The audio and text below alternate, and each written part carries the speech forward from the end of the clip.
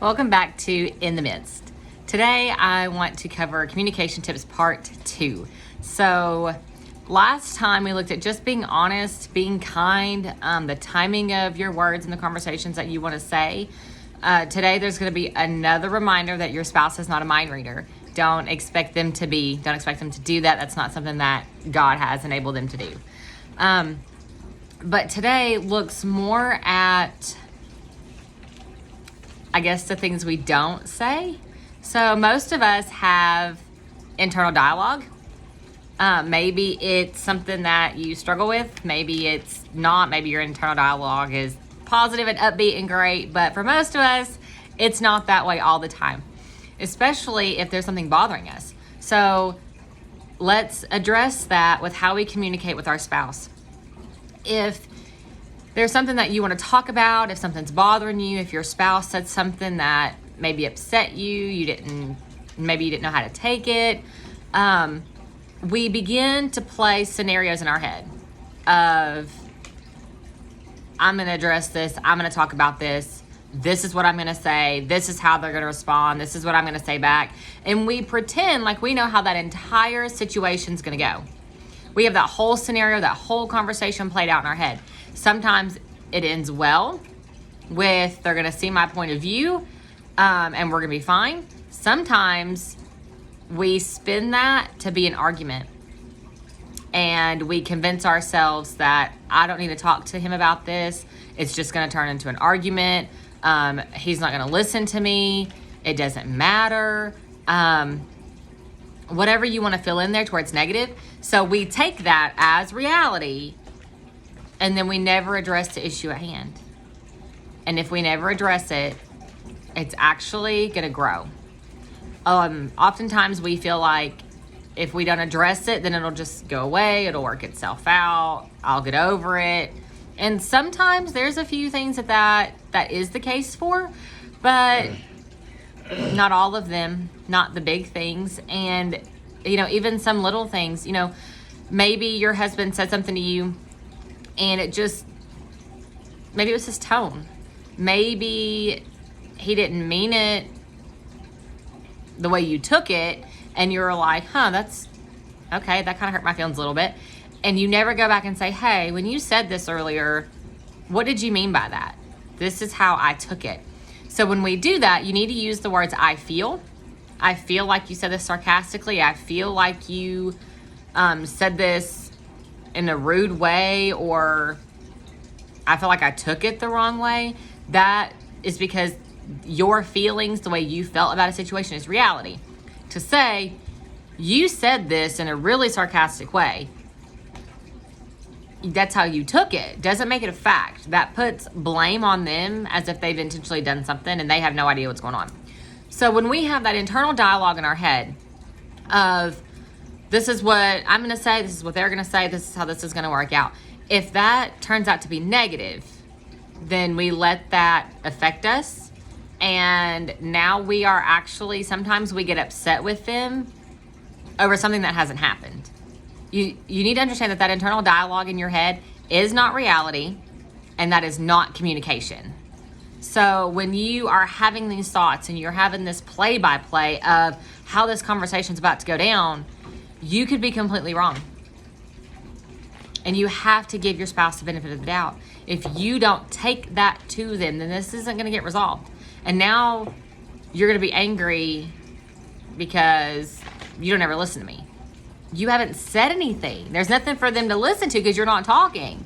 So now when you're cooking dinner and you're throwing pots and pans around, you're slamming cabinet doors, and your spouse is on the couch like, what's going on in there? What's wrong with you? And you're like, nothing, I'm fine. Point number 1 from last time was you're lying. Okay, there is something wrong. But that's not resolving that issue. So the problem with playing out the scenario in your head is that it does not work. You have to stop. You have to get out of your head. You are convincing yourself that your spouse doesn't care, that they're not going to listen, that this is just going to turn into a fight. There's no point talking, which now means there's no point communicating. Communication breaks down. Now I'm upset through dinner. I don't want to talk at the dinner table. And now I'm going to go take a shower and I'm getting ready for bed. And when my spouse comes to bed or we go to bed together, I don't want you to touch me. I don't want to talk to you because I'm mad about a situation I created in my head. Your spouse doesn't even know there's something to talk about because you haven't said, hey, we need to talk about this. And you're upset with them and they have no idea why. Because we like to say, especially women, we go, he should know why I'm upset. He should know when he said this, it hurt. He should know when he said this, I took it the wrong way. I'm going to help you out a little bit. They don't. They don't. They don't know what happened. They don't know why you're upset. They don't know what they said. They don't know if it's something they said 5 minutes ago or yesterday because you're just now being upset about it. They don't know because they're not mind readers. You have to tell them. That's what grown-ups do. Grown-ups communicate. Grown-ups talk. So it's kind of like if you had a dream that your spouse left you or cheated on you or, I don't know, yelled at your mom, whatever. And you woke up and it's 2 a.m. and we're in bed and everything's okay and my spouse is right here and you go, okay, that was just a dream. But I'm still mad at you. I understand your flesh wants to be mad because that felt very real. But to be mad at them over something they don't even know happened and over something that didn't actually happen is insanity. But that's the same thing that we do with these conversations in our head. It's just not beneficial to your marriage. It's not going to help. It's the same as if you had a friend and maybe you sent a text that they didn't quite catch your tone, catch what you meant. They didn't hear your sarcasm or the smile behind it, and they took it seriously. They took it literally, and now they're upset with you because they thought you made a rude comment to them, and they said nothing. You text them again a little later today or tomorrow, and they don't respond. And you're like, what is going on? We were just talking and laughing, and now you're ignoring me. Like, okay, maybe they're busy. And then they just don't talk to you.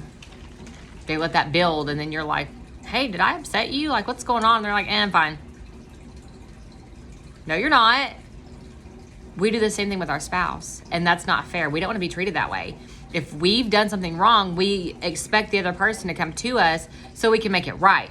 Your spouse is no different. Your marriage is no different. When you hold on to these things and you think, I'll just get over it, it's not a big deal, I don't have to talk about it, that's not communication.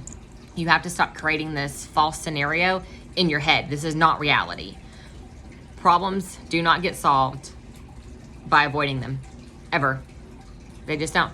We were made to communicate. Whether we've learned to communicate effectively or not is something we all have to work through.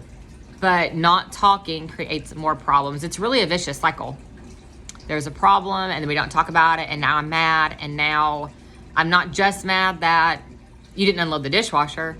Now I'm mad that I have to cook dinner, and I'm mad that you asked me to do laundry, and I'm mad that, you asked me to pack your lunch for tomorrow, and why do you always ask me for everything? And you were upset about not unloading the dishwasher. Not that you had to go grocery shopping or make lunch or cook dinner. Like this, it escalates, and it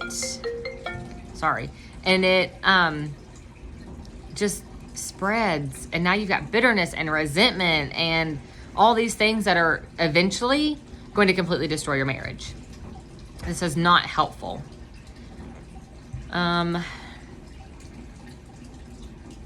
You create that scenario in your head of, this is what I'm going to say, this is how they're going to respond, this is what I'm going to say back.